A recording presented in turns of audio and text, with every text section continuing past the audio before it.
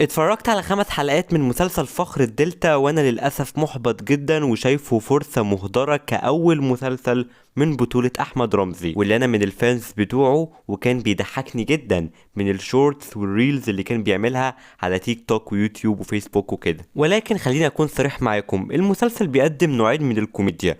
اول نوع هو اللي رمزي نفسه كان بيعمله بنفس طريقة الاداء وبنفس فكرة الافيهات بتاعت السوشيال ميديا، وانا فعلا اوقات كتير في كل حلقة بلاقي نفسي بيتقدم لي سكتش على تيك توك دمه مش خفيف خالص بالنسبة لي.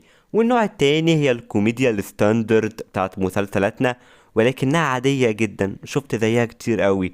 حتى باقي الشخصيات اللي معاه في الشركة السايد كاركترز زي كمال ابو ريا، خالد زكي، الشخصيات اللي على الروف توب زي احمد عصام السيد واحمد صيام، الناس دي مفيش حد فيهم جذبني خالص او حتى يعمل اي حاجة اتعلم معايا.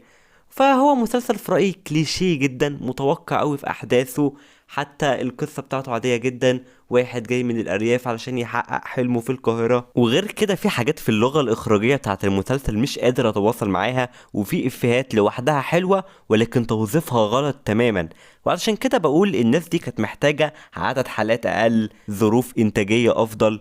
ما ينفعش فريق اول مرة يشتغل ويبدأ بمسلسل 30 حلقة وجوه كمان موسم رمضان. الحقيقة دي منافسة مش سهلة ابدا.